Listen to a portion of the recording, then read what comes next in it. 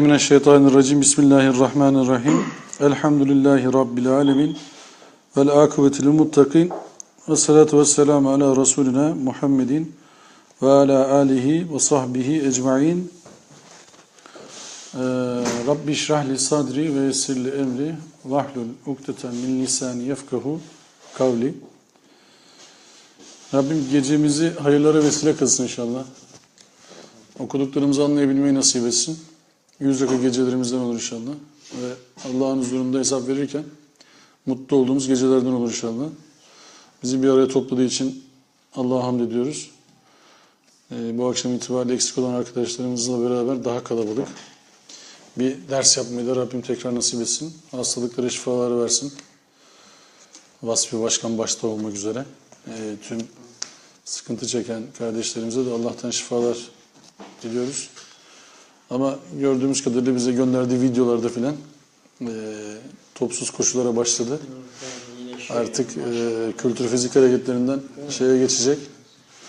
Daha iyi hareketlere doğru geçecek. İnşallah en kısa zamanda da aramıza tekrar katılıp takımın başına geçecek. Bu akşam Veliahtı Abdullah bizde. Yani kontenjanından vekil olarak masamızda. İnşallah en kısa sürede kendisi de gelir. Çocuğu da Burhan da sağlığına kavuşur. Zor kısmını inşallah atlattılar. Rabbim onları bağışladı bizlere, ailesine. İnşallah bu imtihandan başarıyla çıkmışlardır. Yani sabır imtihanını da iyi atlatmışlardır. Biz gördüğümüz kadarıyla iyi geçtiler ama ailesine de Allah yardım etsin. Kendisine de. Biz de inşallah elimizden geldiği kadar duacıyız. Bugün kendisiyle ufak bir çiçek paylaşımı yaptık. Adresi nerede buldun abi? Kapının önüne kadar gittim, adresi buldum, sonra çiçeği yolladım. İçeri girmedim. Daha dinlensin biraz daha falan diye. İnşallah biraz daha morali yerine gelmiştir. Hepimizin adını yolladık yani. Topkapı Kur'an halkası olarak. İnşallah dediğim gibi daha hızlı iyileşmesine vesile olur. Şimdi Meryem suresiyle devam ediyoruz. Meryem suresinde 59. ayete kadar geldik. 59. ayete gidene kadar birçok peygamberden bahsedildi. Birçok peygamberin ortak özelliklerinden bahsedildi.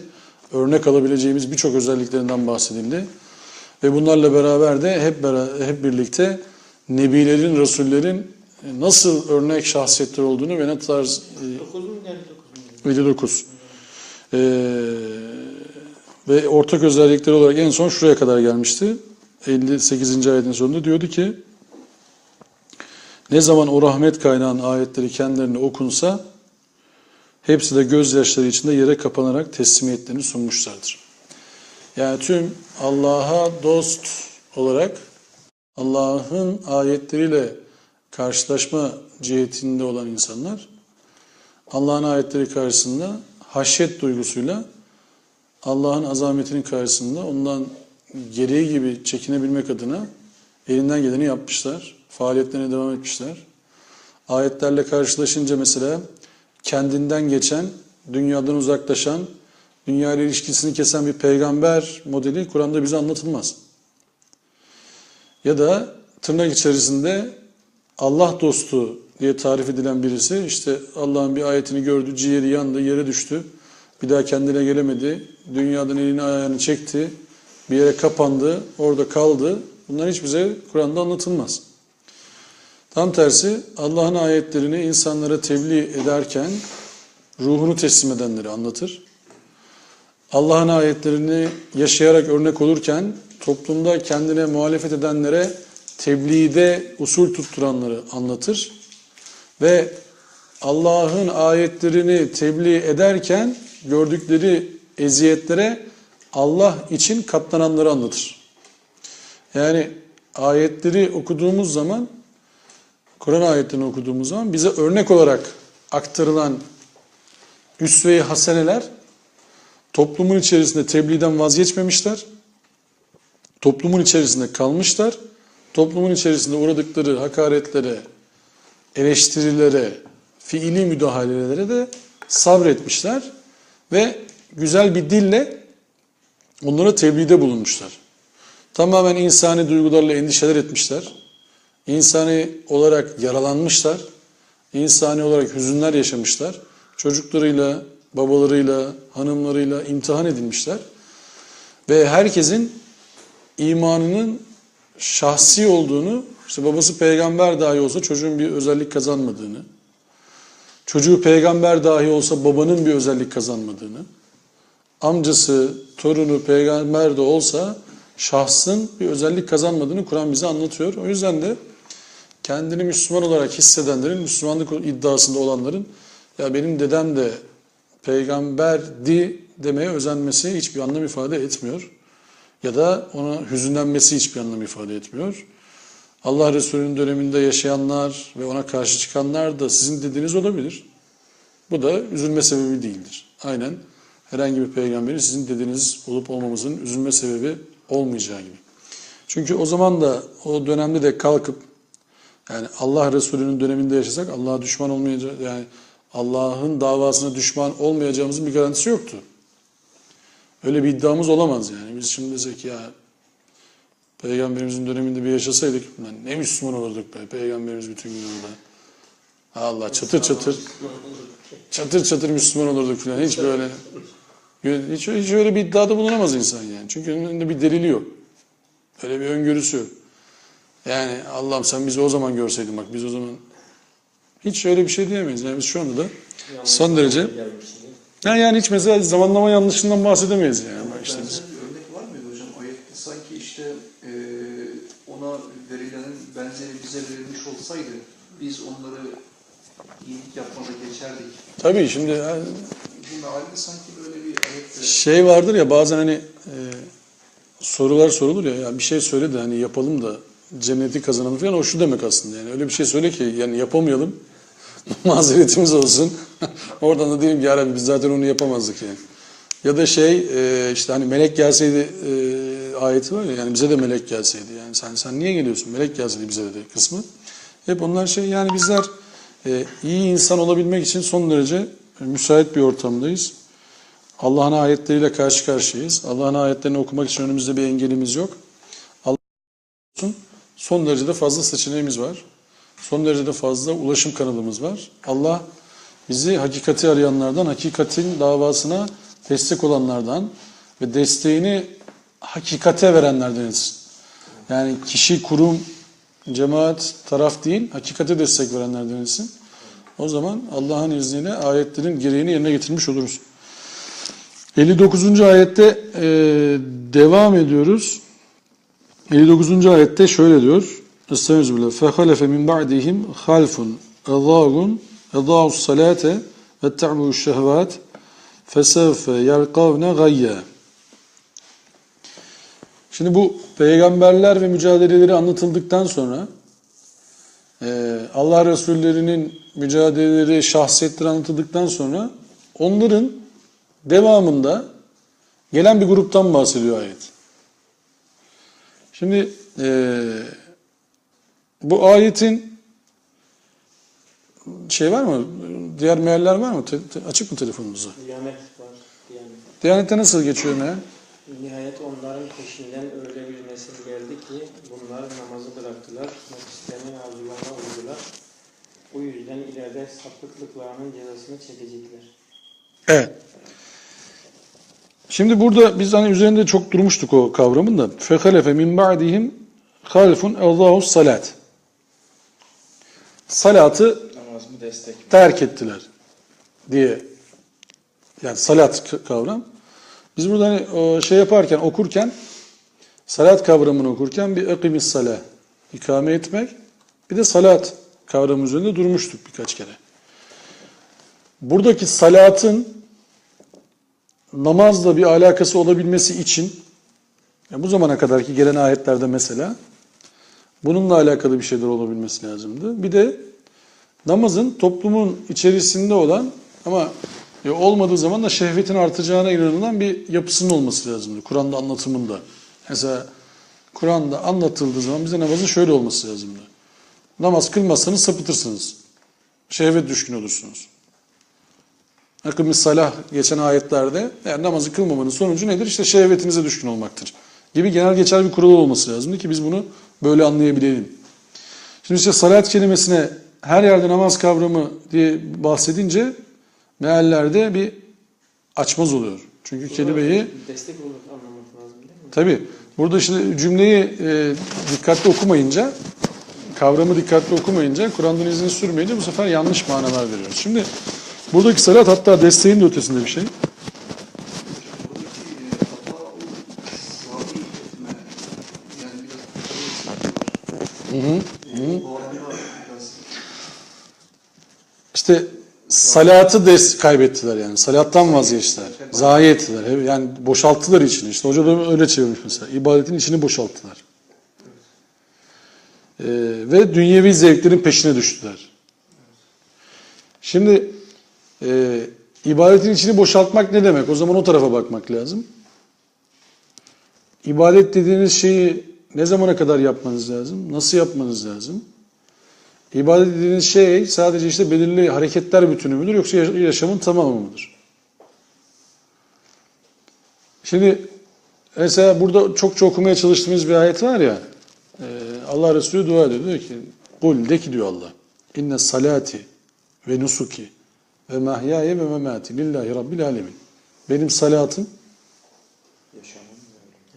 hedeflerim, desteğim, arzularım, planım, endişelerim, korkularım, yaşamım ve ölümüm, alemlerin Rabbi olan Allah içindir. Eğer siz salatınızı demek ki alemlerin Rabbi olan Allah için değil de başka şeyleri de göz önüne alarak, işin içine katarak inşa etmeye kalkarsanız desteğinizi, o zaman iş bambaşka bir tarafa gidiyor.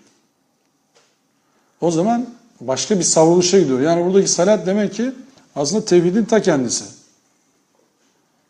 Yani burada bahsedilen salat, dini Allah'a has kılmanın ta kendisi. Eğer siz dininizi Allah'a has kılmazsanız, Allah'tan değil de başkalarından da çekinir hale gelirsiniz. O zaman siz şehvetinizi de, hevesinizi de işin içine katarak bir yön çizebilirsiniz. Yani o Furkan suresini hatırlıyor musunuz? Orada şey diyordu.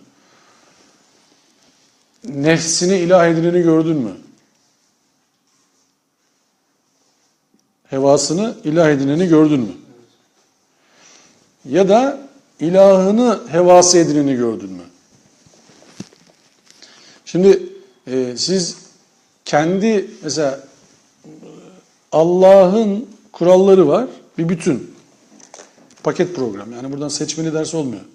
Alıyorsunuz, bütünün hepsinde kalıyorsunuz. Kur'an ve yaşamı biçimi olarak aldığınız zaman. Standart bir tip oluşturacaksanız, yani o ideal bir model oluşacaksa, toplam kaliteli yaşam standartına ulaşmak istiyorsanız, o zaman Kur'an-ı Kerim'deki bir hatayı mübah sayıp yapamayabilirsiniz bunu. Gerçekleştiremezsiniz. İşte Kur'an'da bir hata var, siz onu mübah sayıyorsunuz. Diyorsunuz ki tamam Allah öyle demiş de o mesela o tarihte kaldı. Yani bugüne geçerli değil. O zaman işte Kur'an'ın inşa etmek istediği model vücuda gelmez. Buradaki tevhid konusu ise hiç şakaya gelecek bir konu değil. Çünkü eğer siz Allah'ın yanında bir fikri, bir izmi, bir hareketi de yönetimine alıyorsanız, zihninizin yönetimine alıyorsanız, o zaman dini Allah'a has kılmış olmuyorsunuz.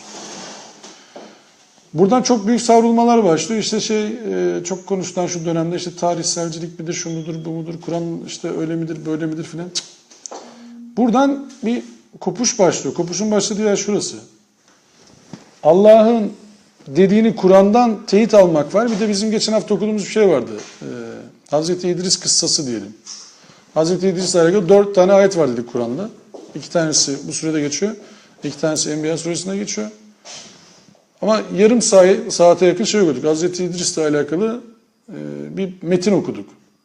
İnternetten işte sorularla İslamiyet falan şudur budur bir siteden ve oradaki şey diyordu. Hazreti İdris'in İslami kaynaklardaki ismi Uknuh'tur gibi bir şeyden bahsediyor. Şimdi mesela hangi İslami kaynaktan bahsediyorsunuz? Yani Kur'an'da İdris diyor. Siz diyorsunuz ki İslami kaynakta Uknuh. Yani hangisi mesela bu? Ya daha İslamisi ne bu kaynağın mesela? değil mi? Bunun daha İslamisi nerede yani? Biz niye bilmiyoruz bunu? Bu tek size mi açıldı bu kaynak? Nereden çıktı bu şimdi? Ya bu ismi nasıl koydunuz oraya? Hani bu bir tane yani böyle hafif zihni kirlenmemiş birisi okusa onu der ki ya bu ne ya, bir dakika şimdi Kur'an'da İdris ama İslami kaynaklarda nasıl oldu bu şimdi? O zaman İslami kaynaklar demek ki Kur'an değil. Kur'an Allah kitabı ama İslami kaynak değil. Gibi bir acayip bir şey oluyor işte. Söylem oluyor yani. Allah kitabı olmasına rağmen yetmiyor gibi bir şey oluyor. Şimdi bu olmuyor tabii, komik oluyor söylediğimiz. Ama maalesef işte realde de var. İşte dini de Allah'a has kılmakta problemimiz varsa o zaman din Allah'ın dini olmuyor. Allah'ın dininden de bir şeyler yapmış oluyorsunuz. Yani bir parçadan, işte bir bütünden bir parçayı koparıyorsunuz. O bütünün tamamını aldık diyorsunuz hayatınıza. Ve diyorsunuz ki bana bakın İslamiyet'i görün. Öyle olmuyor. Halbuki bütünden parça alıyorsunuz. Yani bütün dediğiniz şey, şimdi yazılımcı programlar, işte Oğuz kardeşim biliyor. O programdan bir tanesi hata verse, error verse bütün sistemi kırıyor değil mi? Yani o siz yaptığınız siyasi programı bilmem nesi işte neyse bütün sistem bozuluyor gidiyor. Siz oraya işte şu açıda kesiyorsunuz, o başka bir yerden geliyor. Çünkü bir yere o go to diye başlayan bir şey değil mi o mantık olarak? If go, oraya git, buraya git, buraya git, buraya git. Ama bir taraf kırık. O taraf kırık olunca geçemiyorsunuz orayı. Bütün zihin dağılıyor gidiyor. İşte buradaki en kritik nokta da Allah-u alem tevhid. Eğer tevhidi düzgün bir yere koymazsanız her şey kopuyor gidiyor. İşte salatınızı nereye vereceğiniz çok önemli ondan sonra. Tevhidiniz doğruysa o zaman salatınızı nereye vereceksiniz? Desteğiniz nereye? Bizim camia iyi olsun. Bizim hoca öne çıksın. Bizim cemaat öne çıksın. Bir tane daha arsa alalım. Bizim hoca televizyonlara çıksın. Bizim değil ki o değil ki. Konu o değil yani. Düşünsenize yani şeyler sahabe dediğimiz yani Allah Resulü'nün arkadaşlarının arasında olsak. Televizyonda yok. Ne yapacağız? Yani nasıl reyting yapacaktık Allah Resulü'ne? Ya onların reytingi neydi yani? Reyting kaygısı neydi mesela? Yani Kur'an'daki o tabirle ayıplayanların ayıplamasından çekinmeyenler ayakta kaldı. Allah ne der diye soranlar ayakta kaldı. Allah Resulüne sorduklarında yani Allah sözü mü sen mi söylüyorsun dediklerinde Allah sözü mü? Tamam. Amenna ve saddakna diyenler ayakta kaldı. Onların içerisinde dinden dönen yok mu? Allah Resulü'nün dizinin dibinde oturup da. Dinden çıkanlar yok mu? Var. Allah Resulü'nden ders almışlar birebir ama dinden çıkmayı tercih etmişler. Bir şey işlerine gelmemiş. Bir yere kadar gelmişler, bir yerde bırakmışlar. Var. Yani öyle bir şey yok. Allah Resulü'nü görüyorsun, bir daha küfür yok. Gördün böyle çarpılıyorsun, Müslüman oldun, tamam. Bir de öldür Allah dinden çıkmıyorlar. Öyle bir şey yok. Hazreti Musa'nın olayı gibi herhalde. Musa sen doğruyu söylüyorsun ama karnımızı Firavun doyuruyor. Canlıyı görüyoruz abi oradan. Sen şimdi uzaktan haber veriyorsun bize. Orada canlı var, hemen işte görelim abi şekli. Şimdi mesela yine ayetlerde var ya, diyorlar ki ya işte bu sıcakta kim savaşacak yani ölürüz savaş.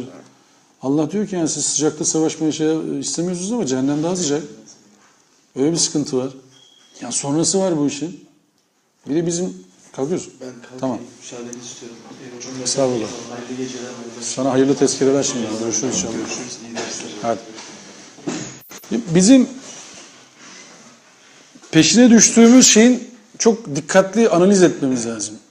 Biz burada mesela Kur'an'ı anlama çalışması yapmaya gayret ediyoruz. Biz burada bir şeye çağırıyor olsak, kuruma, kişiye, kitaba bilmem bir şeye çağırıyor olsak bilin ki o işte bir sıkıntı var. Arkada başka bir gündem var. Kur'an'ı anlamaya çalışıyoruz. Ortak hedeflerimiz olacak, ideallerimiz olacak. Emri bil maruf nehyanil münker genel geçer bir kuraldır. Bütün İslam coğrafyasının olması gereken. Herkesi iyiliğe yönlendirelim, kötülükten sakındıralım. Ama çağırdığımız neresi? Hedef ne? Mantık ne? Allah'ın dinine çağırmaya gayret ediyoruz. Yani Allah'ın kitabına yönlendirmeye çalışıyoruz.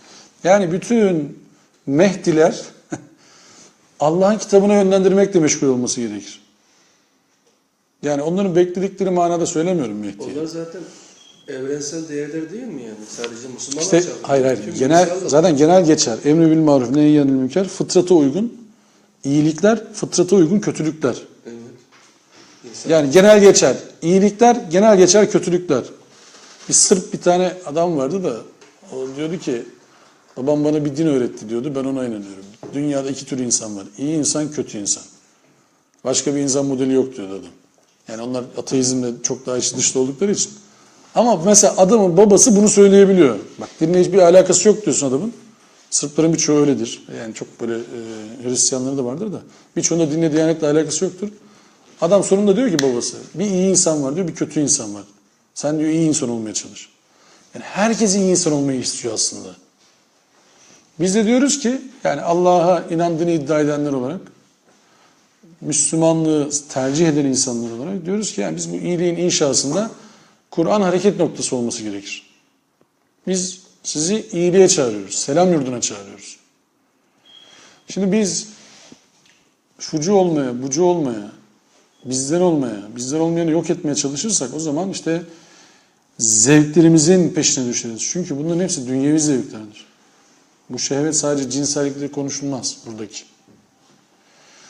Siz ülkenizin sınırlarını büyütmeye çalışırsanız, Bizim gibi düşünmeyenler yok ettiğin zaman. Değil mi? tabii ülkenizin sınırlarını büyütmeye çalışıyorsunuz, adına da fetih koyuyorsunuz. Giderken ne götürüyorsunuz? Kılıç, bomba, güdümlü füze, tank, top. Oradan yürek fethi olacağına inanıyor musunuz? Öyle bir şey olmuş mu dünyada? Nefret Olamaz. bir şey olmaz. Bir zulüm varsa zulme karşı sesinizi yükseltmeniz gerekiyor. Kişi zulüm ediyorsa kişiye değil günahına nişan almanız gerekiyor. Başka türlü orada sevgi ortamı oluşturmamız mümkün değil. Yani dünyevi zevklerin peşine düşmek, atıyorum bizim şirketlerimizin, efendime söyleyeyim, dünyada çok büyük olmasıyla övünelim. Öyle bir yere gidelim. Dünyada 50 tane şirketimiz olsun. Fakat bu şirketlerimizin işleyiş tarzları işte faizi özümseyen, yolsuzluğu özümseyen, kalitesizliği özümseyen olsun ki zaten büyük şirketler olamaz zaten. Hadi ona rağmen olsun. İnsanların ne demesini bekliyorsunuz o gittiğimiz ülkelerde bize? Türk malları hakkında, Türk üretimi hakkında. Kötü şeyler söyleyecekler değil mi? Çıkmadı diyoruz. Şimdi biz Türkiye'de mesela ne vardı? Yaş itibariyle hatırlayanlar olur. Japon malı, Tapon malı diye bir tabir vardı. İlk Japon malları Türkiye'ye girmeye başladığı zaman. O zaman kötüydü. Japon malı, Tapon malı diyorlardı. Şimdi Japon malı diyorsunuz. Çok kaliteli yapıyordu ama. Çok teknolojilerini yükselttiler falan. Biz taklitçilikten çıkamadık. Dünyevi burada zevk ne? Kalitesizlik dünyevi zevktir mesela. Kısa dönemde hemen para kazanayım, köşeye döneyim falan. Halbuki kalite dediğiniz şey uzun süreye yayılan bir plan program işidir. Şimdi ahiret bilinci de öyledir. Bizler gayba ve şehadete iman ederiz. Şehadet gördüğümüz şeylerdir. Ama bir de gayba iman ederiz. Gayb Allah'ın bize söylediğidir. Cennet, cehennem bizim için gayiptir. Hesap anı bizim için gayiptir. Hatta yaratılışımız, topraktan yaratılmak bizim için gayiptir. Çünkü o anlarda biz orada yoktuk. Allah söylüyor, diyor ki böyle tamam diyoruz. Kabul. Diyor ki ahiret var, hesap var, tamam diyoruz. Kabul. Gayiptir. İşte uzun vadeye yaymazsanız, bu planınızı ısrarlı bir şekilde yerine getirmek için uğraşmazsanız, tavizler verirseniz o gayip olan sizin için korku alanına dönüşür. Çünkü sizin oraya dair bir planınız yok. Dünyevi zevklerin peşine düştünüz. Dünya garanti. Yani diyor ya tamam doğru şeyler söylüyorsun da Hz. Musa ama ekmeği de Firavun veriyor. O zaman diyorsunuz ki biz emir kuluyuz abi ne yapalım şimdi? Namaz için de işten mi çıkalım? Namaz için işte onu mu yapalım? Oruç için bunu mu yapalım filan? İşte Müslüman olacağız da işte şimdi sırası değil. Ne zaman sırası mesela Müslüman olmanın? Mesela Kur'an'a uymanın sırası ne zaman olur? Ya da hangi şartlarda Kur'an'a uyulmaz mesela? Yani mesela toplumda sevgi inşa etmeye çalışıyoruz. Kur'ansız bir anayasa inşa ediyoruz. O toplumda sevgiyi nasıl oluşturacağız? Yani ana mantığı Kur'an'a dayanmayan bir anayasa yaparsanız, adaleti önemsemeyen, liyakati önemsemeyen, istişareyi önemsemeyen, birliği önemsemeyen, merhameti önemsemeyen bir anayasa yaparsanız, nasıl mutlu edeceksiniz olduğunuz toplumu? Yani adam kayırmak serbest, rüşvet serbest, yolsuzluk serbest, bizden olsun önemli değil serbest. Bu anayasayı kim yaparsa yapsın, bu anayasayı kimseyi mutlu etmez. Toplumlarda şucu ya da bucu olmak önemli değildir. Toplumlarda eğer yönetenseniz, topluma da bir şey sunacaksanız, tevhidi esaslara yönelik bir sistem dizayn edersiniz. Bu İslam devleti demek değildir söylediğim.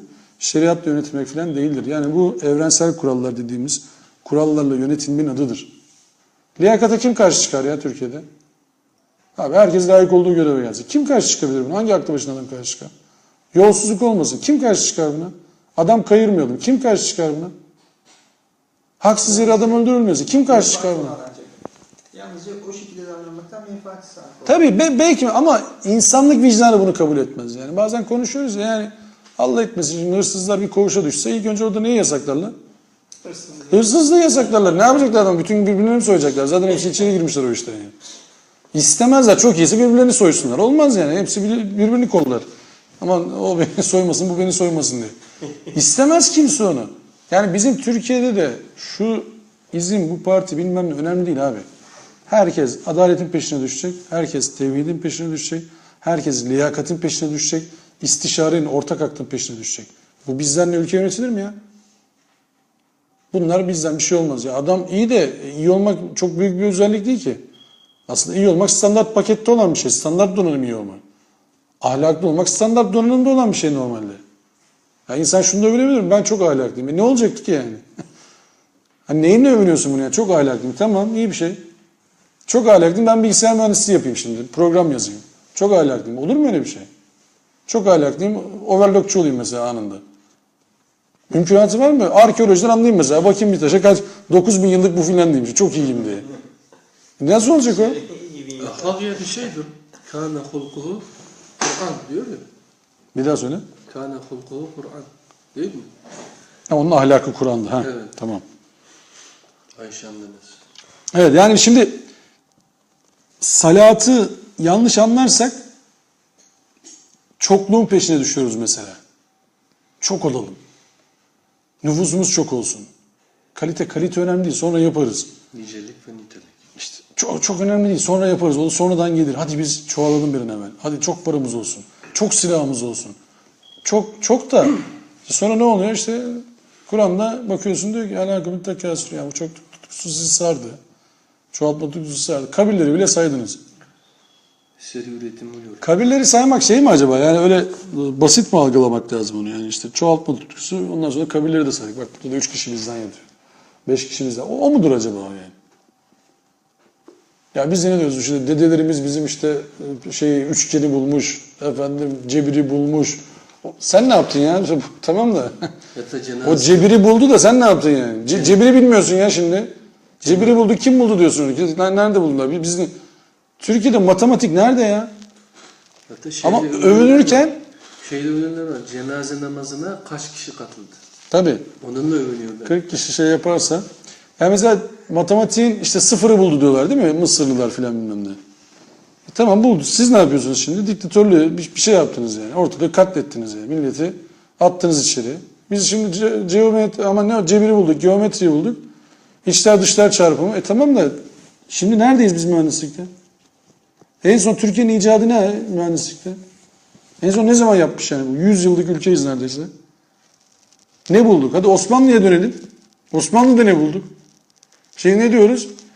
İstanbul fethedilirken Urban Usta diye birisi geldi top yaptı. Ne oldu? O kadar Osmanlı vardı halbuki ortada. O kadar adam vardık. Niye bulamadık hiçbir şey? Yani demek ki şeyi yanlış anlarsak işte dünyevi ilimlerle beşeri ilimler, İslami ilimler diye ayrımlara gidersek, kainat kitabının Allah'ın ayetleri olduğunun farkına varmazsak, insan kitabının Allah'ın ayet olduğunun farkına varmazsak, Kur'an'ın Allah'ın ayetler bütünü olduğunun farkına varmazsak salatı yanlış yere yönlendiriyoruz bu sefer. Desteğimizi başka yerlere yönlendiriyoruz. Kulluğumuzu başka yerlere yönlendiriyoruz. Başka şeyler üzerinden Allah'a yönelebileceğimizi zannediyoruz. Ne yapıyoruz? Toplumdan çekilin. Tekkede çile hayatı yaşayın. Toplumdan çekilin. Ticaret yaparsanız günah işlersiniz, yalan atarsınız. Hacca gideceksen sakın ticareti bırak. Hacca gittiysen kesin ticareti bırak. Çünkü ticaret yalansız olmaz. O zaman ticaret haram bir şey ya. Bütün gün yalan atıyorsak. Kötü bir şey yani. Çok kötü bir şey hatta. Biz her türlü kötülükten alıkoyması gereken bir namazdan filan bahsediyor. Allah Resulü bize diyoruz ki ya biz şimdi hacca gidersek bir daha yalan atamayız. Öncesi serbest miydi bunun? Şimdi o zaman hacca gidecek. Şimdi atabildiğin kadar at. Bir defa, Döndükten sonra işin zor. bir defa gidiyor. Orada nasıl sıfırlanıyorsun şu oralara atlatabildiğin kadar yani. Hatta cumayı orada kılanlar var yani. Her cumayı orada kılanlar var. Ama asgari ücretten sigortası yatırıyorlar. Yani şimdi emek yok. O zaman biraz erken gidiyor. 5-10 sene daha sonra gitseydi mesela bütün günahlar sıfırlanıp gelecekti geriye. 2 Cuma'da zaten şeyi siliyor. Cuma aralarındakini siliyor. Berat Kandili mi yarın akşam öyle mi diyorlar? Berat Kandili'nde de bütün senelikler hesaplanıyor zaten. Onda da yarın akşam da öyle çıkıyor. Kitap yeniden açılıyor yani. Ha, cehenneme gitme şansı pek yok aslında bu şartlarda. Yani Cuma'yı kaçırma. 3 Cuma kılmazsan cenaze namazın kılınmıyor. 4. Cuma'ya gidersen mesela o da kesmiyor. O da olmaz. 3 Cuma kaçırdın. Demek ki 15 gün kaldı Ramazan'a. Şimdi bizim fıkıh kitaplarımız nereye yaslanmış oldu? Desteği nereye vermiş oldu bunları yazarken? Allah'ın kitabına mı, kendi zihinlerine mi? Orucu bir gün tutamadın mesela. Şimdi önümüz Ramazan, Allah ömür verirse. 3 hafta kaldı değil mi? Son şeylere giriyoruz. Yani Son 15 gün kaldı. 15 gün kalıyor. Evet doğru 3 hafta kalmış olmuyor. Ramazan'da mesela adam diyor ki bir gün diyor orucu kasten bozdun 61 gün tutacaksın. Tamam çok güzel. Nereden buldun diyorsun bunu? Zihnisinde bir soru soracağız. Nereden buldun sen bunun 61 gün olduğunu? Hocam 58 tutmuştu bu Mart'ı yani sonra olmuyor. Yani öyle Bozuyor 58'de. 58'de 61 bir daha öyle mi? Tutmasa da olur ya bu şey gelmez, bu ceza gelmez falan dedi. Yarıda bıraktım. 58 olmuş. Ne yarısı ya? 58. Öyle yarım olur. 58 yapmış adam yani. Şimdi bakıyorsun nereden çıktı diyorsun mesela bu ceza, tamam mı? 61 gün nereden buldunuz yani? Bir gün tuttun, mesela adam diyor ki ömrüm boyunca tutmadın. O zaman diyor bir gün tuttun geçti. Lan bir gün bozdum, sinirlendim. 61 gün. O nasıl bir hesap bu ya? Çünkü öbürünün hesabını tutturamayacağını biliyor. Ömrü boyunca tutmamış adam. Tövbe etse yandı yani. Ömrü boyunca ondan sonra oruç tutması lazım. Nereden çıktı diyorsun mesela? Nereden buldunuz bunu? Hatta o 61 gün var ya. Aralıksız bir tutman gün lazım. kaza yaparsan yine 61 gün Tabii. beklenecek yani. Tutma diyor zaten yani. O söylediği Öyle tutma. bir şey yani. Hocam gerçi oruç değil de 2 ay peş peşe diye bir kavram var mı Kur'an'da?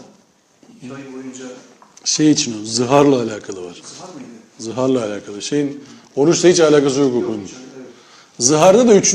şeydir o, şarttır yani. Evet yani. Hani yetim de fakir doyuracaksın, Giydirme. giydirme, yemek yedireceksin falan, olmazsa tutacaksın yani. Kendine artık vereceksin. Onu alıp ayda bakalım oruca da tutuyorlar. Ya ben sadece bu günah, bu hata yapmamak adına oruca başlamayan insan biliyorum. Muhatap oldum ya. Evet. Oruç tutmuyor. Dedim ya niye tutmuyorsun? Dedi tutamayabilirim dedi. Başlarım dedi, bozarım dedi. Çok günahmış dedi filan.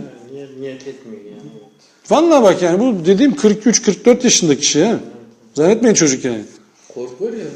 Aynen böyle bak, Allah'tan korkuyor. Diyor ki ya başlarım bozarım diyor, çok günaha girerim diyor, tamam mı? O günaha girmemek için diyor şey yapıyorum. Tutmuyorum diyor. Hocam, Tabii ya.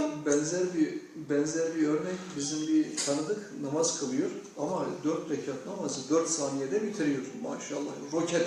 Jet Hoca'nın şeyiymiş o yani. Niye böyle yapıyorsun? Ya diyor ki namazda ola ki aklıma Kötü bir şey gelir. bir şey gelirse Günaha girmeyeyim. bana bunun hesabını Ya. sorar. Ben de işte aklıma bir şey gelmesin diye öyle hızlı bir şekilde kılıp bitiriyorum. Ya. İşte Ona aklına hızlı bitirmek geliyor. Geliyor. bizim Bayrampaşa'da Jet Hoca vardı bir tane vakti zamanında. Şimdi kaldırdılar onları galiba. Maltepe'de bir tane cami var ya böyle yassı şeyle, kubbeli. Orada bir tane Jet Hoca vardı. Oraya gidiyordu bizim mahalleden çocuklar falan. Biz de çocuğuz tabii. Biz de gidiyoruz ama namazla alakası yok. Arkada işte sen otur, şey bitiyor zaten. Teravih bitiyor. Yani hafiften böyle uzun bir secde yapacaksın de bir 6-7 rekat kesin götürürler arada yani. Geçen gün bir tanesi hızlı kıldırıyor diye cemaat dövmüş yani. Bizim bakkal gidiyordu. Senin dediğin gibi diyoruz ki ya Tahsin abi niye gidiyorsun oraya? Oğlum diyor aklıma kötü bir şey gelmesin. Hızlı hızlı kılıyorum, namazı çıkıyorum diyor. Ama ben şunu şahit oldum. Maç var o gün. Çocuğuz. Hoca dedi ki bu akşam dedi maç varmış, 12 dakikada kıldıracağız. Arkadaşlar dedi rica etti. Sonra dedi maçına yetişecek çocuklarımız dedi. Fır. 20 rekatı da gördük ha yani. Şey değil yani böyle 10 rekat falan değil. 12 dakikada 20 rekatı gördük yani. Yani 12 dakika geçmiş olsun. Tespih dahil bu söyledim yani, paket program. Hepsini yaptı adam. Yani biz fıkıh bilgilerimizi Şimdi soralım. Kur'an arz edelim. Ya fıkıh kitabında böyle yazıyor. Kur'an sen ne diyorsun diyelim. Şimdi ona göre salatımızı verelim. Biz Kur'an'ı mı destekleyeceğiz? Kur'an'ın doğrusunu mu yoksa X Hoca Efendi'nin, X alimin doğrusunu mu destekleyeceğiz? Hocam bu cuma ben şeydeydim, Tahtakale'deydim. Rüstem Paşa Camisi var. Güzel bir camidir. Gerçi o Tarihi cami. De, ismine dikkat etmedim. Başka bir cami. Yine tarihi bir camiydi. Dedim neyse cuma saati geldi. Bir namaz için abdestimi aldım. İşte tam böyle hazırlık yapıyorum. Camiye gireceğim. Kulağımda hoca bir vaaz veriyor. Hutbe öncesinde. İşte kurtuluşunuz ehl-i sünnete bağlı. Tabii, ittiba etmekte. Bağlı. İşte onların gösterdiği amelleri sergilemeseniz bile oraya tabi olan birini severseniz bu bile sizi kurtarır. Şey var ya, ne oldu? Sen söyledin.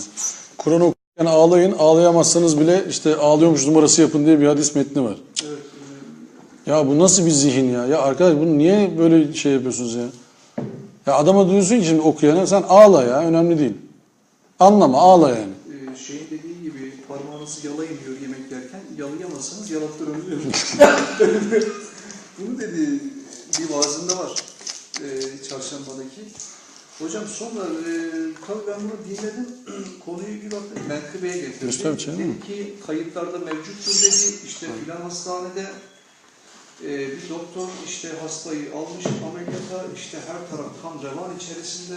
İşte bir hastayı kaybettik, öldü, bitti. Şimdi yakınlarına bunu nasıl söyleyeceğiz?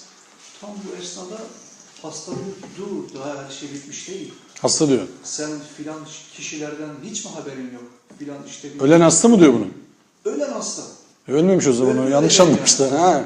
İşte bunun himmeti bilmem bunun nesi falan. Onu da anlatınca vallahi dedim ben burada namaz kılmam dedim. Evet. Başka yere gittim. Evet. Firuz Hocam. Hani adamın söylediğine bak, diyor ki sen bunlara uy şimdi yani. Evet. Bunu da hani Diyanet'in bilmem ne adamı yani. Sen diyor ki bunlara uy şimdi. Bunlara uy, olan şey de gitsin yani. Tövbe estağfurullah yani. Neyse yani sonuç biz desteğimizi nereye vereceğimizi çok dikkatli düşünmemiz lazım. O konuda bir de şu bizim camide bizim arkadaş anlatıyor, konuşuyoruz. Şimdi hocam hani mesela kafirleri gördüğünüz yerde öldürün diyor ya. Cemaate ona vaaz veriyor, çıkmış bağırıyor, öyle söylüyor. Kafirler diyor, gördün diyor, öldürün diyor. Orada cemaat de demiş, hocam diyor, bu böyle değil demiş bu iş. Nereden bileceksin işte bak ayet böyle diyor, tamam. Cemaat diyor birbirini görecek. Yani bu şeyde bizim Bayrampaşa Merkez Camisi'nin yanında olan mescitte ama kalabalık mescitte olan bir olay. Merkez Camii'nde de olur yakında, ben sana söyleyeyim. Yani zaten adam, orada yani hoca diye duran bir öldüreceksin. adam var. Tövbe Yani söylemek böyle, yani. demek ki Yani biraz hocam, bilgili bir insan orada katılmış herhalde. Hocam böyle değil, bu ayetin demiş arkası var, önü var, tamam mı? Orada ayıkan bir insan orada şey yapmış, tartışmayı. Yani cemaat diyor, onu destekleyen oldu, tamam birbirine girecekler. Neredeyse uzak kestiler diyor yani. Şey anlatıyor ya, Mehmet Okuyan anlatıyor, bir radyo programına bağlandım ben diyor. Adam anlatıyor diyor, oradan buradan filan demiş. Ben canlı bir yayında soru soracağım. Evet buyur demişler, sor. Girmiş programa, bu demiş ki Allah razı olsun deminden beri demiş yani çok iyi bilgiler veriyorsunuz. Çok güzel yayın yapıyorsunuz. Yalnız bir şey dikkatimi çekti. Allah'tan bahsediyorsunuz, hiç Kur'an'dan bahsetmiyorsunuz. Bir tane ayet söylemediniz. Hayır, vallahi demiş tebrik ediyorum sizi yani. Bu kadar. Yani Kur'ansız konuşmayı nasıl başardınız yani şey yapıp da filan. Ondan sonra hoca demiş ki ya arkadaşın kafası karışık herhalde. Yayından anladım kendisini. Beni diyor yayından anladılar herhalde. Şimdi bizim kafamız karışık. Ya diyorsun ki bunun önü var, arkası var. Sen ne bileceksin diyor. Adam kesiyor atıyor. Şimdi bu ne oluyor? Bak. Salat konusunda hani kalıyorum, diyorum ki bak eğer biz X bir hocaya bağlandık, tamam mı? Olabilir ya, adam diyor ki ben bu hocayı seviyorum, işte bu dergahın dersine gidiyorum, bu cemaatin bilmem ne. Tamam da arkadaş yani hakikate karşı tavrın ne senin? Desteğin ne abi senin şimdi? Bir tarafta hakikat var, ayan beyan. Sen diyorsun ki yok. Yani geçen burada konuşurken Ferit Aydın Hoca'dan bahsettik yani. Adamın 10.000 tane müridi var. Ondan sonra post sahibiyken adam diyor ki yok arkadaş ben bu işlerde yokum diyor. Bu şirke giriyor bu iş. İyice şaşırdı diyor millet. 2 tanesi bırakmıyor. Bunu dedikten sonra bile bırakmıyor. Diyorlar ki şeyhim işte sana bağlı ismim. Ya diyor kardeşim şeyhim değil. Çekilin başımdan. Ben de şeyh falan değilim. Gidin Allah'a bağlanın. Benimle bir işiniz yok. Nasıl uzaklaştırırım diyor sizi, tamam mı yanımdan? Diyor ki adamlar. Hocam diyor sen puta tapsan biz de seninle beraber puta taparız. Uzaklaşma yok. Şimdi ne yapabilirsin buna yani? Yani salatın kime? Allah'a mı? Allah'ın kitabına mı? Ya ben anlamıyorum ya bu Türkiye'yi şu andakini. Vallahi anlamıyorum ya. Ya Kur'an'a çağırıyorsun, biz dinden çıkarıyoruz. Nasıl oluyor bu ya? Ya Kur'an'ı arz edin diyoruz. Biz ne dinden çıkarıyoruz? Ben bunu bir türlü çözemiyorum. Hadis var diyor öyle. Yemin ediyorum ben bir türlü çözemiyorum. Ne diyoruz abi biz ya? Yani Kur'an'a bakın diyorsun, Kur'an'ı arz edin diyorsun, adam kızıyor. Bunlar sapıtmış, dini bozuyorlar. Hangi dini bozuyoruz biz ya? Tamam bakın diyoruz, bakarsın ama sevaptı madem, bakmak, sayfasına da bakmak sevap. Biz de Kur'an'a bakın diyoruz, onların gibi konuşalım. Adamlarda bir imansızlık şeyi de şuuru da var. Neyse Allah selamet versin, şimdi o tarafa gitmeyelim de. Neyse o arkadaşlar için de bizim için de şu ayeti okuyalım o zaman. 60. ayet, buyurun abi. Evet. Doğruları anlatalım, anlayalım. Evet bak ne diyor şimdi zaten. İlla men tâbe ve amene ve amile salihan fe ulâke yedhulûnel cenne ve la yuzlemune şey'e. Ancak hatadan dönen, Allah'a iman eden ve salih amel işleyenler müstesna. İşte bunlar cennete girecekler ve en ufak bir haksızlığa uğratılmayacaklar. Kaçıncı ayet? 60. Şimdi demek ki iş ne abiler? Yani bak dünyevi zevklerin peşine düşebilir insan. Başka bir tarafa destek verebilir insan. Fakat derin bir düş kırıklığı yaşayacağını, derin bir hata yaptığını fark ederse yapması gereken ne? İlla men tâbe. Tövbe etmesi gerekiyor. Tövbe ne demek? Hatadan dönmek demek. Hatadan dönmek demek ne demek? Arkasında bir faaliyet gerektiriyor. Yani siz diyorsunuz ki ben tamam burada hata alayım. Hata alayım demekte kalmıyorsunuz. İman edeceksiniz. Onun düzeltmesi gerekiyor. Bak Allah'a iman edeceksiniz. Hatadan dönen, tövbe eden. Allah'a iman eden ve salih amel işleyenler müstesna. Sırpın dediğine geldi. Ha, iyi insan, kötü insan. Şimdi düzeldim. İman edeceksin yani. Şimdi o Nisa suresinde var ya ya eyyühellezine aminu billah diye. Ey iman edenler, iman edin. Ne acayip bir ayet yani. Bence durup okunması gereken bir şey. Yani neye iman ettiğinizi bir gözden geçirin ya. Hakikaten neye iman ettiğinizi bir gözden geçirin ya. Peygamber'e emrolunduğu gibi dost olur. Tabii. Tabii Hud suresi değil mi? Yani emrolunduğu gibi dost doğru. Ya bize söylenen ne? Deniliyor ki tövbe edin, iman edin. Şimdi o ayet daha çok oturuyor bak. Ey iman edenler, iman edin. Hatanızdan dönün, Allah'ın doğrularına iman edin. O iman sizi salih amele döndürecek. Değer üreteceksiniz artık. Oturduğunuz yerde oturamazsınız artık. Pasif iyi olmaz. Aktif iyi olmak zorundasınız. Değer üretmek zorundasınız. Savaş Hoca'nın selam var. Aleykümselam. Yani bizim yapmamız gereken ne? İmanımızı, inancımızı, desteğimizi Kur'an'a arz edeceğiz. İmanımızı ispat etmek. Arz edeceğiz. Hakikaten Kur'an'a göre iman ediyor muyuz? Desteğimizi Kur'an'a arz edeceğiz. Hakikaten gereği gibi destekte bulunuyor muyuz? Doğru yere destekte bulunuyor muyuz? Allah ve melekleri Resulü desteklerler. Peygamberi desteklerler. Ey iman iddiasında olanlar. Siz de Allah'ın Resulü'nü destekleyin ve kalpten bir selam verin. Kalpten onunla birlikte olmayı dileyin. Yok öyle çevirmiyoruz. Nasıl çeviriyoruz? Allah ve melekleri Resul'e salat ederler. Salavat getirirler hatta. Ey iman edenler siz de salavat getirin bir de selam verin. Günde de 300 tane getirirsen cennet garanti. Peygamber ise şefaat etsin. Ya. Destek nerede peki şimdi? Hangi davaya destek verdin sen şimdi? Doğu Türkistanlı gençler geliyorlar Türkiye'ye, sınır dışı ediliyorlar. Çin'e gönderiliyorlar tekrar filan bilmem ne. İşte bu akşam televizyonda anlatılıyor. Filistin haritadan siliniyor. Yemen birbirine girmiş, Irak birbirine girmiş, Suriye birbirine girmiş, Afganistan gitmiş, Pakistan, Hindistan neredeyse savaşa girecekler tekrar. O haberi düzelttiler. O 21 kişinin içerisinde 3 kişi işini gidecek falan öyle. Tabii. Sempatizanlar falan. Yersen United. Ondan sonra çocuklarını beraber götürmüşler karakola. Şimdi onları sorguya çekiliyor.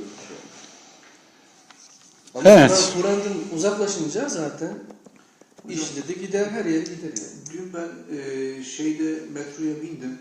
Tuzla'ya gittim dün. Hocam Kadıköy'den ta bilmem işte Kartal'a kadar biri vardı tam böyle karşımda oturmuş. Biraz da böyle işte 60 yaş civarı falan karı koca. Ellerinde bir çık bir tane şey var böyle. Basıyor bir salavat. Zikirmatik. Basıyor bir salavat. Sonra bir ara baktım gözlere kaydı.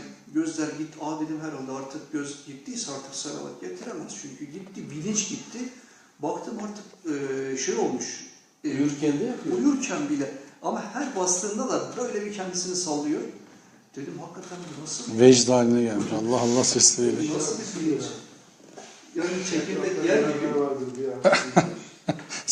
Şeye bağlamış o otomatiğe. Yani sonuç biz O zikir matik yani salih Orada bir sektör matikler değişmesi lazım. zikir matiğin en salih ameli kime biliyor musun? Çinlilere. Onlar üretiyorlar ya. Bir sürü satıyorlar. Çık. En salih ameli o tarafı oluyor. Neyse. Yani hata yaptığına inanıyorsak, biz hata yapıyorsak bir konuda, hakikat karşısında hatalı olduğumuzu görüyorsak, hatadan döneceğiz. İman edeceğiz hakikate. Hakikate karşı durumumuzu düzelteceğiz. Ondan sonra salih amel yapmaya devam edeceğiz. Salih amel yapmamız lazım. Üretmemiz lazım. Sonrası ne? İşte o zaman cennete gireceksiniz ve en ufak bir haksızlığa uğratılmayacaksınız. Buradaki kelime ne? Efendime söyleyeyim. Yazlemune şey'e. Evet. Hiçbir şekilde zulme uğramayacaksınız. Bu bir önceki ayette bir gayya diye bir kelime geçti. Türkçe'de biraz kullanılan bir kavram. Gayya kuyusunu boyladı filan diye. Yani bu çok tehlikeli bir ateş de o yüzden burada geçiyor zaten. Gayya yani. Burada hani o çukurun adı aynı zamanda o. Düşülen çukur, boşluk. Efendime söyleyeyim. İşte bizler hep böyle bir yere gitmemek için yapmamız gereken ne? Yapmamız gereken söylediğimiz gibi işte ayetin söylediği. Tövbe edeceğiz. İmanımızı gözden geçireceğiz. Salih amel öğreteceğiz. Bu karşılığında ne bunun? Çok güzel bir cennet. Ya bu çok acayip güzel bir ayet. Yani Allah bizi orada buluştursun. Bu sonrakiler de çok güzel de. Cennati adnin leti va'dar rahmanu ibadahu bil gayb. İnnehu kâne va'duhu me'tiyye. O rahmet kaynağının kullarına söz verdiği, insanın kavrama kapasitesini aşan bir gerçeklik olan mutlak mutluluk ve güzelliğin merkezi cennetler onların olacak ve her halükarda onun sözü yerini bulacaktır. Bu adın cennetiyle alakalı burada bir ders yapmıştık. Hatırlıyor musunuz bilmem. Adın cennetine kimler gidiyor, nasıl oluyor bu diye. Öyle çok has kulların gidebileceği bir cennet. İyilik yapacaksınız, işte salatınıza devamlı olacaksınız, emri bil maruf nehyanil münker yapacaksınız, Allah'a karşı sorumluluğunuzu bileceksiniz, esas ve klas duruşunuzu bozmayacaksınız. Muhlasinden olacaksınız, muttakiden olacaksınız. Adın cennetine gideceksiniz. Gidince ne oluyor? La yesma'une fiha lagven illa selama. Orada mutluluk tebriki, selam dışında asla bir boş bir söz işitmeyecekler. Ve lehum rizkuhum fiha bukraten ve aşiyye. Onlar sabah akşam rızıklandırılacaklar. Bu selam biliyorsunuz bir de Yunus suresinin sonunda gelir. 10. ayetin son kısmında gelmiyorsa da oralarda bir yerde geliyordu. Diyordu ki 101. Cennette de sabah akşam var öyle mi? Efendim? Cennette Sabah akşam oradaki şey. Yani süre bazında derken bizim anlayacağımız manada o. Sabah akşam. Falan olmadığını söylüyor da bazı şeylerde rivayet şey oluyor, bilmiyorum ama. İşte o bizim anlayacağımız manada o. Yani orada Müslümanlar cennete girdiklerinde selam ile karşılaşacaklar. Müslümanların son sözü şu olacak. Ve ahiru da'vahum enilhamdülillahi rabbil alemin. Biz Yunus suresinin kaçıncı ayet olduğunu bulamadım. Yani Yunus suresinde olduğunu biliyorum da. Neyse değilse de Kur'an'da bir yerde yazıyordu yani. Dur.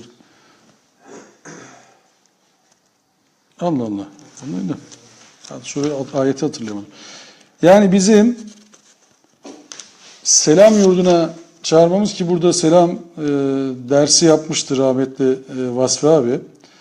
Selam konusunda burada sunumda bulunmuştu. Kur'an'daki bütün selam ayetlerini çıkartmıştı, söylemişti. Efendime söyleyeyim. O selam ayetleriyle bizim çağrıldığımız yer ne? Ya bizim çağrıldığımız yer efendime söyleyeyim. selam yurdu, cennet. Yani vaat edilen yer bize boş sözün duyurulmayacağı bir yer. Tebrikten başka bir şeyin duyurulmayacağı bir yer. Ve oraya kimler girecek? Tilkel cennetül leti nurisu min ibadina men kâne takiyya. Sorumluluk bilincine ermiş olanları miras kılacağımız cennet işte budur. Yani sorumluluk bilincine ulaşmış insanlar böyle özel dizayn edilmiş insanlar değil. Hata yapabilirler. Hata karşısında dönüş yapabilirler. Dönüşten sonra hata yapmamak için imanlarını gözden geçirip hakikate iman ederler. İman ettikten sonra değer üretirler, salih ameller işlerler.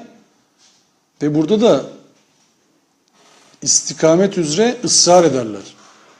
İşte ihdinas sıratel müstakim duasını biz boşuna yapmıyoruz. Her namazda. Hata yapmayan insan tövbe eder mi?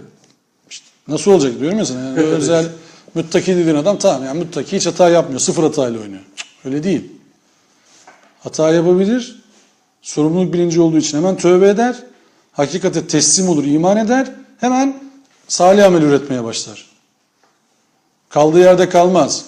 وَلَا خَافٌ عَلَيْهِمْ وَلَا هُمْ يَحْزَنُونَ. Geçmişten dolayı endişe etmezler. Evet. Gelecekten dolayı da üzüntü duymazlar. Beni hayatımı değiştiren ayet bu ya. وَلَا خَافٌ عَلَيْهِمْ وَلَا هُمْ يَحْزَنُونَ. Geçmişten korku duymazlar. Gelecekten endişe etmezler. Devam. Yani yaptım ama tövbe ettim. Devam. Şimdi salih amel üretebilirim ben. Çünkü Allah'tan daha merhametlisini bulamam. İntihar edenlerin çoğu bu ayeti bilmiyor. Bilmediğinden dolayı intihar ediyor yani. Evet. Allah muhafaza. Yani oraya gelen arkadaşları şunu Allah göstermesin de yani birisi bize öyle gelse lan olan oldu yani intihar edeceğim artık yani. Ona şunu söylemek doğru bir sözüdür. Yani Allah'ın affedemeyeceği kadar büyük bir günah işleyemezsin. Yok öyle bir günah icat edilmedi yani. Yok öyle hiç şeytan seni kandırmasın. Allah'tan büyük bir günah işleyemezsin. Yok böyle bir kabiliyetin yok senin. Ya Firavun diye nitelenen kurum, kişi, şahıs, neyse kavram. Allah'ım diyor ortaya çıkıyordu ya. Ben izin vermeden nasıl iman ettiniz filan diyordu yani. Ve tövbesinin kabul edilmemesi ölüm anında olduğu için kabul olmadı. Yoksa o son saniye olduğu için kabul olmadı. Yoksa ona giderken mesela Hazreti Musa niye gidiyor ona? Allah ondan umut kesse mesela. Hazreti Musa'da da o Musa yani günah yapan elinde. Hazreti Musa da adam öldürdükten sonra gidiyor bir de yani. Şimdi hayır Allah Firavundan umut kesmiyor. Senden niye umut kessin ya? Allah Firavun diye anlatılan şahıs, kurum neyse kavram. Oradan umut kesmiyor. Senden niye umut kessin? Sen Allah'ın yarattığı kulsun. Öyle bir derdin oldu mu senin ya? Ben Allah'ım mı dedin? Ne yaptın? Milleti o tarafa mı çektin? Onu bile yapsan devamı var ya. Bırakın onu. Ben çok böyle hani bazen öyle denk gelirse söylüyorum. Ya hiç çocuğunu diri diri toprağa gömdün mü sen? Öyle bir şey yaptın mı ya? Çocuğunu mu öldürdün? Hazreti Ömer onu yapmış. Nasıl anlatıyoruz biz Hazreti Ömer'i? Müthiş adam. Dirayetli adam. İmanını şahit kılmış hayatına. Ve 40 yaşından sonra iman etmiş yanlış değilse. Yahu Müslüman diye anlattığımız, sahabe diye anlattığımız insanların çocukları camilerde, Kur'an kurslarında falan geçmedi ki. Yok ki öyle bir numara yani. Ya bunlar şey almadı yani böyle din eğitimleri falan çıkmadılar. Hepsi bir savruluşun eşiğindeydi. Bir hataları vardı. Hatta ve hatta işte Mustafa Hoca da burada söyler. Sahabe döneminde bugün işlenmeyen hiçbir günah yok. Bütün günahlar o günlerde işlenmiş yani. Daha beterleri de var. İşte o dönemin Mekke'sini okuduğunuz zaman kitaplarda. Daha beterleri de var. Ama fark etmiyor. Orada işte hakikate karşı duruşunuz sizi bir yere götürüyor. Eğer siz imanınıza şirki bulaştırmazsanız, ya biz bugüne kadar böyle öğrenmiştik. Şimdi Kur'an'da böyle bir şey söylüyormuş ama Allah Resulü olduğunu iddia eden birisi var. Doğru bir şey söylüyor. Söylediği çok doğru da bizim abiler, babalar, atalar böyle söylüyordu. Biz şimdi nasıl olacaktı bunu bir anda terk edeceğiz demiyorsanız, Allah'ın hakikat olarak kabul ettiğini sizler kabul edip ona uyuyorsanız, o zaman Allah'tan başka gidilecek bir kapı olmadığına inanıyorsunuz. Allah'ın Gafir ismi var, Gafur ismi var, Gaffar ismi var, Tevvab ismi var. Tamam? Bunların hepsi sizin, bizim yaptığımız hatalarla alakalı. El Müstehan ismi var. Ya yardım istenilecek tek mercidir Allah ya. Rahman, Rahim. Yardım istenecek tek mercidir. Bak İyyâke na'budu ve İyyâke nestaîn diyoruz ya. El Müstehan diye ismi var Allah'ın. Yardım istenilecek tek merci. Ve yanlış değilsem hocam Yunus suresinde bu konuda şöyle bir ayet var. Onlar işte denizle mahsur kaldıkları zaman Allah'ın böyle beğenip Kur'an ayetine böyle koyduğu bir konu. İşte onlar denizle mahsur kaldıkları zaman duayı sadece Allah'a has kılarlar. Dini Ama Allah'a has işte kılarlar. onları çıkartınca tekrar işte kendi şirklerine dönüyorlar. Ya bu konu da ayette geçen başka bir... Hani ne kadar enteresan değil mi? Evet. Yani Allah'ın Allah bize nasıl insanlığı anlatıyor? Yani şey değil, böyle gizli saklı da bir şey. Söylemesi söylemez değil mi Allah bize onu? evet. Yani işte o şeyde olmaz, farkında da olmazdık yani o işin. Fakat işte bizim salat kavramı hususunda, destek hususunda yanlış anladığımız konulardan bir tanesi o. Biz sadece namaz üzerinden yürütüyoruz bu konuyu ve toplumla bir alakamız kalmıyor. Kavramlarla bir alakamız kalmıyor. Bazı kavramlarda Allah'ın tarafını tutuyoruz, bazı kavramlarda hakim gücü tutuyoruz. Hakim güç. Hakim güçle alakalı geçen bir paylaşım yaptım şeyde. Sinan Canan'ın bir kitabı vardı. Unutulacak şeyler diye, unutulan şeyler. Orada uyum zeka diye bir başlık var. Uyum zeka şu demek, yani burada herkes mesela şu termosun zararlı olduğunu düşünüyor. Kimse termosa dokunmuyor. Bir anda burası kutsiyet kazanıyor termos. Bilmem kim dokunmuş buna zamanında falan. Dokunan da çarpılmış diye bir şaya var masada. Kimse dokunmuyor. Sonra dışarıdan birisi geliyor. Konuyu hiç bilmiyor. Alıyor termosu, boşaltıyor, yıkıyor, temizliyor, bir şeyler yapıyor falan. Millet de onu şey yapıyor, kutsuyor. Allah bu termosa dokundu, çarpılmadı falan diye. Şimdi uyum zekasına sahipseniz o termosa dokunmamayı tercih ediyorsunuz. Diyorsunuz ki abi kimse dokunmadığına göre vardır bir kutsiyeti, ben de dokunmayayım. Ve o zaman sizin yenilik bulma şansınız yok. Çözüm bulma şansınız yok. Sizin farklı bir bakış açısına sahip olma şansınız yok. Sizin konuyla alakalı yeni bir bilinç geliştirme şansınız yok. Üretme şansınız yok. Yani Kur'an'a dokunmayı da herhalde bu şekilde geliştirdiler. İşte Kur'an'a şu şekilde dokunulmaz, abdestli olmak lazım gibisinden insanları parça parça Kur'an'dan uzaklaştırdılar. Verdiğiniz örnek üzerinden. Yani bizim Ömeviler döneminde öyle olmuş yani. Müslüman olmayı çok zorlaştırmışlar. Onların cizyeleri devlete mal toplayalım diye. O yüzden yani önüne çok yasaklar, şeyler koymuş. Evet. Onu geçemiyor. Ayin diyeceksin, bunu onu bile hiç zorlaştırıyor. denk gelmediniz mi böyle aynı çıkartana kadar 3 ay 4 ay Kur'an kursunda geçen kimseleri? Şu anda Suriye'de öyle yapıyorlar ya. Bey kafı çıkaramadığı için böyle derslerde dayak yiyenler hiç denk gelmediniz mi? Hiç duymadınız mı? Doğru düzgün telaffuz etmek için bir ay önünde oturuyor. Bizde çok öyle hikaye. Be yapamadın diye. Bismillahirrahmanirrahim bir yıl geçemeyen adam var ya. Bir de radyoda anlatıyor bunu. Ben diyor medresede eğitim alırken Bismillahirrahmanirrahim bir yıl geçemedim diyor. Bismillahirrahmanirrahim. Yapamadım diye. Ya. Önemli değil. Öbürlerini yapsan ne olur, yapmasan ne olur. Bunu geçemedikten sonra geçmiş olsun. Hiçbir şeye geçemezsin zaten. Şekilde kalırsak sıkıntıya da düçar oluyoruz. Şimdi demin ki bahsettiğim ayet Yunus suresi 10. ayet, hatırlayamadım. Şimdi orada diyor ki innellezine 9'da 10 9 davahum fiha subhaneke allahumma ve tehiyyatuhum fiha selam ve ahiru davahum enilhamdülillahi rabbil alemin. 10. ayet. Orada olanların nidaları muhteşemsin ey Allah'ım olur. Kendilerine de mutluluklar diye mukabele edilir. Ardından onların son nidası yankılanır. Elhamdülillahi Rabbil Alemin. Yani selam yurduna girerseniz, melekler sizi selamlarlarsa, ki şöyle oluyor, 64. ayet. وَمَا نَتَنَزَّلُ اِلَّا بِاَمْرِ رَبِّكَ لَهُ مَا بَيْنَ اَيْد۪ينَا وَخَلْفَنَا وَمَا بَيْنَ ذَٰلِكَ وَمَا كَانَ رَبُّكَ نَصِيًّا.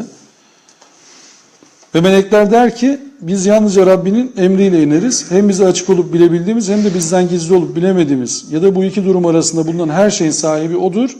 Ve senin Rabbin asla unutacak değildir. Asla unutacak olmadığı için zerre kadar da haksızlığa uğrama lüksünüz yok. Allah'a hamdolsun böyle bir şey olduğu için. Son ayet, pasajın sonu. 65. ayet. Rabbus semavati vel ardı ve ma beynehuma fa'buduhu vestabir li'ibadetih hel ta'lemu lehu semiyya. Ya. O göklerin, yerin ve bunlar arasındakilerin Rabbidir. O halde yalnız ona kulluk et. Şimdi baştaki salat kavramıyla burayı birleştirince aslında yani 59 ile 65'i birleştirince tam yerine oturuyor. O halde yalnız ona kulluk et ve ona kulluk ederken dirençli ve sebatli ol. Hem adı onunla birlikte anılmaya değer başka biri mi var?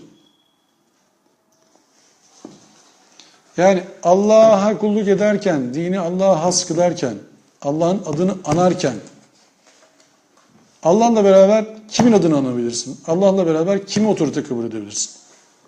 Allah'la beraber kim olmasa senin hayatın bozulur. Ya diyeceksiniz ki İyyâke na'budu ve İyyâke nestaîn ve bu sözünüzde ciddi olacaksınız. Allah'ım sana kulluk ediyorum, senden yardım diliyorum diyeceğiz ve bu sözümüzde ciddi olacağız. Ortak koşmayacağız. Ya da diyeceğiz ki Allah'ım sana kulluk ediyoruz da biraz da şuraya, biraz da buraya diyeceğiz ve bütün inanç sistemimiz yerle bir olacak. Şimdi bak ayet buyken, bak zerre haksızlığa uğratılmayacaksınız dedi mi Allah şeyde? Efendime söyleyeyim 60. ayetin sonunda. En ufak bir haksızlığa uğratılmayacaklar. 64'ün sonunda da diyor ki senin Rabbin asla unutacak değildir. Ve kâne rabbuke ve mâ kâne rabbuke nasiyya. Asla unutacak değildir. Burada bir kere anlatmıştım. Ben bu ayetleri böyle suratına okuyası geliyor insanın. Yani Kur'an'a çağırmak o demek işte aslında zaten. Bir garip bir arkadaşlar iyi niyetlilerdir inşallah da neyse gariplerdi. Onu anlatmışlardı bana. Böyle salavat konusu, salat konusu falan geçtiğinde işte benim salavatı inkar ettiğimi söyleyen birilerinin gazına girip benimle salavat konusunu tartışmayı tercih ettiler sağ olsunlar. Salavatı ben salatı anlatmaya çalıştım da bana dediler ki abi sana bir şey anlatalım sen kafan Nerede oldu? Bayrampaşa'da sana bir şey anlatalım senin kafan karışmış dediler bana. Ben de anlatın iyi olur dedim düzeleyim. Ondan sonra dediler ki işte adamın biri şey yapıyor cennet cehennem arasında kalıyor. Cennetten sonunda cehenneme düşüyor günahlarıyla. Melekler koluna giriyorlar adamı paldır küldür cehenneme doğru getiriyorlar. Tabi onda birisi ortaya çıkıyor durun diyor nereye götürüyorsunuz? Ondan sonracığıma onlar diyorlar ki cehenneme götürüyoruz. Bir dakika diyorlar adam. Cehenneme götüremezsiniz. Diyorlar hayırdır? O da diyor ki onun diyor işte kuşağına bir bakın bakalım orada bir kağıt olacak onu görmemişsiniz. Diyorlar ki evet öyle bir kuşaktan bir kağıt çıkarıyorlar. O kağıdı da teraziye koyuyorlar. Adam hadi cennetlik oluyor bir anda. Cehennemden kurtuluyor. Cennete bu sefer götürülmeye çalışılıyor. İşte tahtlar üzerinde filan. Tam orada giderken adam da Kadir Şinas birisi demek ki. Diyor ki ya bir dakika beni cehennemden kurtaran kim? Onunla bir tanışayım ben filan diyor yani. Böyle kurtulduk. Cehenneme gidiyor. Giderken giderek diyor ki işte ben diyor senin peygamberin Hazreti Muhammed'im. Diyor ki peki nasıl kurtuldum ben cehennemden? Diyor bu da diyor işte senin okuduğun salavatlar bu kağıtta yazılıydı. Bunu diyor hesaba katmamışlar. Onlarla beraber cehennemden çıktın cennete girdin. Anlatıyor dedim ya siz hangi Allah'a inanıyorsunuz dedim ya. Sizin dedim inandığınız Allah'ta bir sıkıntı var farkında değilsiniz dedim siz yani anlatın tabii de yani ama sonuna kadar da dinledim ben sabırla. Dedim bitti mi? Bitti dedi. Bir de bunu bir anlattı ki benden çok daha iyi anlattılar. Bunu kabul ediyorum ya. Acayip böyle ağdalı anlattılar. Ağlayacak bir tanesi yani. Birisi anlatıyor, birisi de ağlayacak tanesi. Tam kıvama geldi. Dedim sizin inandığınız Allah'ta sıkıntı var haberiniz olsun. Sizin Allah hesap görmeyi bilmiyor. Melekler hesap görmeyi bilmiyor. Sizin inandığınız peygamber Allah'tan daha üstün vasıflı bir peygamber. Öbürü Yani haşa Allah'ın kendi gözleriyle o kadar merhametsiz görüyorlar ki. ya Yani mesela geçen bir yerde bir şey okudum. Bir kul vardır, hayatı boyunca ibadet eder. Allah'a işte vecibelerini yerine getirir. An gelir ki artık sekarattedir, ölüm anındadır. O anda şeytan yanına gelir. O insan artık dünyadan bir nebze kopmuştur ya. Diyor ki bak, elimde soğuk bir su var. O Müslüman olana, ölüm döşeğinde olana elimde soğuk bir su var. Sen benim şu dediğimi yaparsan ben sana su vereceğim. son ölüm işte anında Allah'ı inkar et.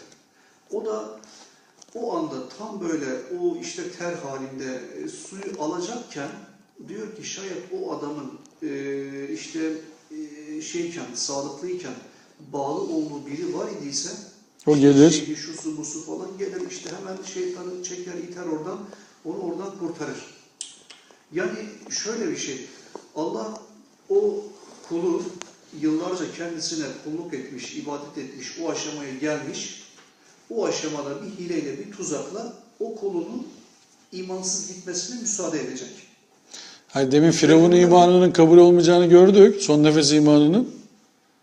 Demin konuşurken de son nefeste iman ettik, kabul olmadı. Adam son nefeste Allah derse yırttı ama. Nasıl olacak o? Evet. Ya da son nefeste Allah değil derse o da gitti. Allah demeye çalışıyor ama şeytan gidiyor. He. Hayır, müdahalede bir de garip değil mi? Şimdi yani garip derken şöyle, Kur'an'a göre garip. Yoksa anlatılana göre kendin için çok mantıklı da. Ha, Kur'an diyor ki yani siz yaşamınızdan sorumlusunuz. Evet. Ya yaşamınızın her anından sorumlusunuz. Yaptı adam.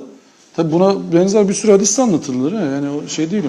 Bir de zaten ölüm anı akıl gitmiş artık oradan. Tabi akıl yok. Ne yapıyorsan bilmiyorsun ki. Yani ölüm anı gelmiş, sekerattasın diyorsun. Senden artık hesap çıkmış. İyi namaz kılmadı diye demediler yani. Hatta şey var. Son anda namaz kılamazsa gitti adam yani. Hatta bir hadis var. Yani sen de bir şey değil. Bir hadis var yani adam ölüyor. 100 kişiyi, 90 kişinin 99 kişini öldürmüş, sonra Son anda tövbe etsen Allah beni affeder mi diyor. Biri diyor yok affetmez, sen cehenneme gidiyorsun diyor. Onu da öldürüyor, 100 oluyor. Birini gidiyor adamı öldürdüğünü görünce diyor ki sen gidersin cennete, merak etme. İyi var. falan diyor, sonra ölüyor o adam. Öldükten sonra melekler geliyor, perişteler, şeyler. Ondan sonra o adamın öldüğü yerler, orada bir yer varmış, salihler yaşayan. Bir tane başka yer varmış yani. Yani şıkka giderken o aradaki mesafeyi O aradaki mesafeyi hesaplıyorlar. Sonra Oo, bu hikaye daha iyiymiş benimki. evet, daha can mukaddes canlıymış. mekana, zemine 100 metre, oraya 99 metre falan bir şey. Ondan sonra bu tarafa mukaddes zemine götürüyor. O cennete gidiyor. Yani 100 kişi de öldürse, mukaddes zamanda ölürse, mukaddes mekanda ölürse, Onu yakın yerde yaşadıysa şeyhin dibinde ölürse, tamam o iyiymiş o ya. orada şey konusu yoktu ama makan, yer, zemin mekan şeyi var var. yani. Yani biraz daha kabul edilebilir bir versiyonu duymuştum. Onda da şeydi, gene 94 kişi öldürüyor, 100.'ü de öldürüyor falan. Ondan sonra biriyle tanışıyor. Yani ben tövbe etmek istiyorum da nasıl yapacağım falan. O adam da bak diyor, şurada insanlar var, o insanlardan git din öğren vesaire. Hani şey yapabilirsin işte, hani adam diyor tövbe edersen kurtulursun. Anlatılan bana benim duyduğum o şekildeydi. Adam da gerçekten tövbe etme amacıyla oraya doğru gidiyor. O esnada ölüyor. Sondaki o bir ölçme olayı gene duymuştum. Hayır, şeyi çözmeyi anlamıyorum ben zaten. Yani bu Kur'an'dan uzaklaşınca, vahiyden uzaklaşınca, ya bu adamların cennete gittiğini, cehenneme gittiğini, hesap anında kim var orada abi? Kim yakaladı bu sahneleri ya? Kim yaptı bu yakın çekimi mesela? Adam cennete gitti, sorgular oldu filan. Ya bunlara nasıl inanıyorsunuz? Bunu nereden çıkarıyorsunuz? Hangi kitaptan konuşuyoruz biz ya? Bir de bunun zıttını olan hadisler de var işin garip tarafı. Peygamber bir hastayı ziyaret ediyor. İşte orada eşi yanlış değilsen diyor ki Allah ona merhamet edecek. O çok şuydu buydu falan. Tabii. Peygamber diyor ki ya ben işte kendi Kendime yani ne olacağını başıma bilmiyorum. ne olacağını bilmezken sen nasıl böyle hükme varıyorsun? Kızım Fatime diyor, sen Salih hemen gelene kendini kurtarmaya çalış diyor. Babam peygamber diye güvenme. Allah'ın elinden nefsini satın al. Ben bir şey yapamam diyor senin için. Ama o Hazreti Fatıma, biz şimdi Hazreti Fatıma değiliz. Biz peygamberin şefaati ne? Ümmetinden büyük günahlar olan için. Bir de küçük günahları da kesmiyor yani. Ya ne yapmamız lazım mesela? Şefaate ermek için ne yapmak lazım buradan formüle göre? Büyük günah işlemek lazım. Küçük günahlarla şefaat olmuyor. Küçük günahlarda yanıyoruz. Büyük günahlarda Allah Resulü kur. Nasıl bir din bu ya? Yani bizim inanışımızı Kur'an'a arz etmek gibi bir zorunluluğumuz var. Bize anlatılanları Kur'an'a arz etmek gibi bir zorunluluğumuz var. Yoksa iş kötü. Zanla hareket edilir mi ya? Zan. Yani diyorsun ki gayb alemi var, şehadet alemi var, bir de zan var. Ya zanla nasıl hareket ediyorsun sen? Zan hakikaten hiçbir şey ifade etmez. Kur'an bunu söylüyor. Bak Kur'an bunu söylüyor. Hatta birçoğu da günahtır diyor. Ama hakikaten hiçbir şey ifade etmez. İnanç, ya ibadet bütünü şöyledir, iman bütünü de. İnanan bir delille inansın, inkar eden bir delille inkar etsin. Evet. Yani ispata çağırıyor Kur'an. Siz diyorsunuz ki ya işte bu adam cennetlik ya. Vallahi işte bizim Vasfı abi cennetlik. Vallahi adam süper. Ya ne biliyorsun abi ya? Olsun da yani ne biliyorsun yani? O adam bilmiyor ya. Kim girer der gibi yani. Onu da diyor. Hani ne yapıyorsun yani? Niye birbirimizi temize çıkarıyoruz abi? Ne oluyor ya? Yardım edin. Yani hatırlatmaya devam edelim. Hatırlatalım. Yani şimdi biz şekilde kalınca şimdi sahabeler efendime söyleyeyim her toplantıdan sonra birbirlerine Asr suresi okumadan ayrılmazlarmış diye bir şey var ya söz. Evet. Bu şekilde kalınca birbirimize Arapça okuyoruz kalkıyoruz. Ya onların yaptıkları ne işte yani? Bütün gün kendilerine hayır tavsiye ediyorlar, sabrı tavsiye ediyorlar, salih ameli tavsiye ediyorlar. Birbirlerine konuştukları o yani. Hadi eylem yapalım. Bunu yaşıyor. Yaşıyorlar, eylem yapıyorlar. Hiçbir şey yapmıyoruz. Oturduk şimdi çekirdek çıtladık kalkarken şey okuyalım hadi. Asr suresi okuyalım öyle ayrılalım. Ya bu ne şimdi? Onu da bıraktılar. Onu da unuttular yani. Onları da bıraktı. Bir din uydurdular. Onu da zamanla şey yaptılar. Allah muhafaza. Yani bu 59 ve 65. ayetler arasını Allah bize nasip ettiği için Allah'a hamdolsun. Yani bence efendime söyleyeyim insan olarak, Müslüman olarak yaşamanın şartları burada çok net anlatılmış. Hata yapabiliriz. Hatamızı ısrar etmemek şartıyla hatamıza tövbe ederiz. Tövbemizden sonra iyi şeyler yapmaya çalışırız. Değer üretmeye çalışırız. İmanımızı gözden geçiririz.